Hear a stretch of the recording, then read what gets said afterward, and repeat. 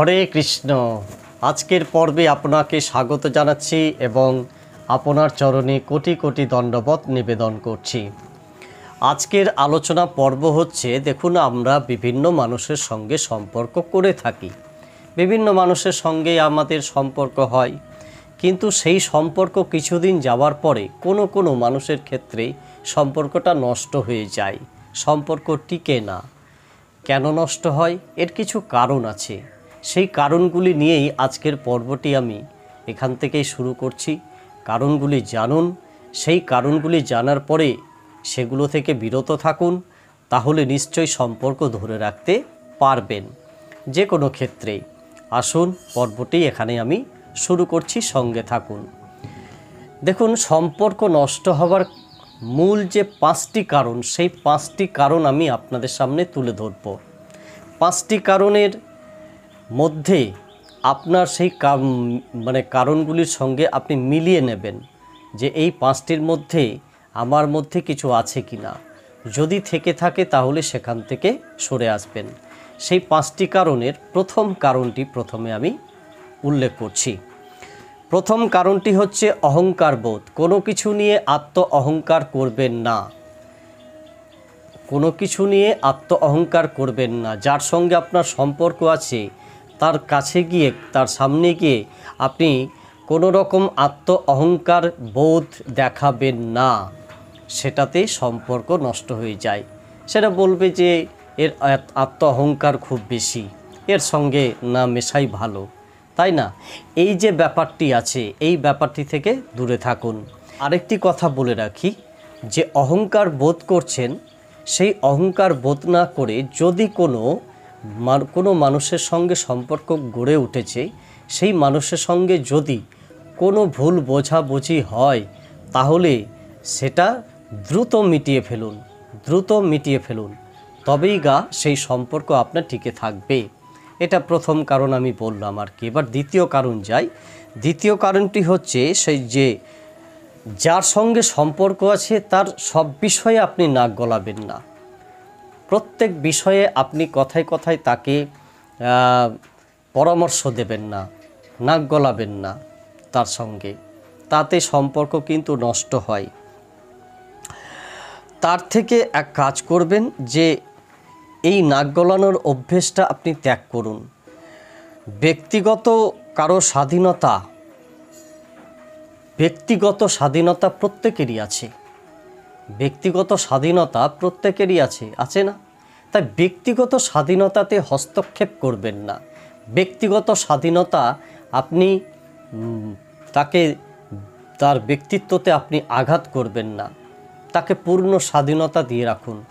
যার যেটা প্রিয় সেটা নিয়ে সে থাকার চেষ্টা অবশ্যই করে, সেটাতে তাকে সুযোগ দিন, তাকে বাধা দেবেন না। এতে কি হয়? সম্পর্ক নষ্ট হয়ে যায়। ঠিক আছে? যেমন ক্ষেত্রে আপনার, তেমন ক্ষেত্রে যার সঙ্গে সম্পর্ক আছে তার ক্ষেত্রে একই বিষয়টি, দুজনের ক্ষেত্রে। এবার বলছে যে 3 নম্বরটি, ক্রোধ সম্বরণ করে চলুন। ক্রোধে কিন্তু মানুষকে অনেক কিছু বদলে দেয়।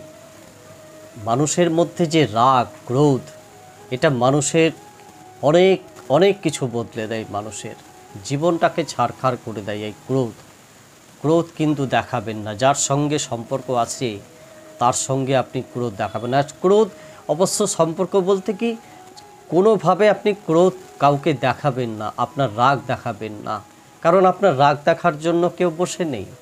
হ্যাঁ, আপনি শান্ত প্রকৃতির হয়ে বাঁচার চেষ্টা করুন, শান্ত প্রকৃতি হয়ে চলার চেষ্টা করুন, শান্ত প্রকৃতির হয়ে মানুষের সঙ্গে মেশার চেষ্টা করুন, তাহলে কিন্তু আপনার যে কোনো সম্পর্ক টিকতে বাধ্য। হ্যাঁ, যে কোনো বিষয়ে রেগে যাওয়াটা, এটা ত্যাগ করুন। এটা হচ্ছে আপনার তৃতীয় কারণ।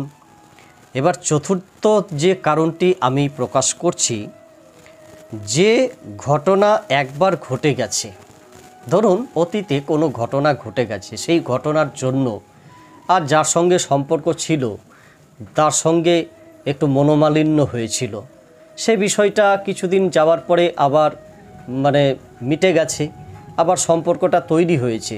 তো তো সেই ভুলটা যাতে আর দ্বিতীয়বার না হয়, সেই পরিস্থিতি যাতে তৈরি না হয় দ্বিতীয়বার, সেদিকে লক্ষ্য রেখে চলবেন, যাতে করে সম্পর্কটা তার জন্য নষ্ট না হয়ে যায়। ঠিক আছে, এটা হচ্ছে আপনার চতুর্থ কারণ।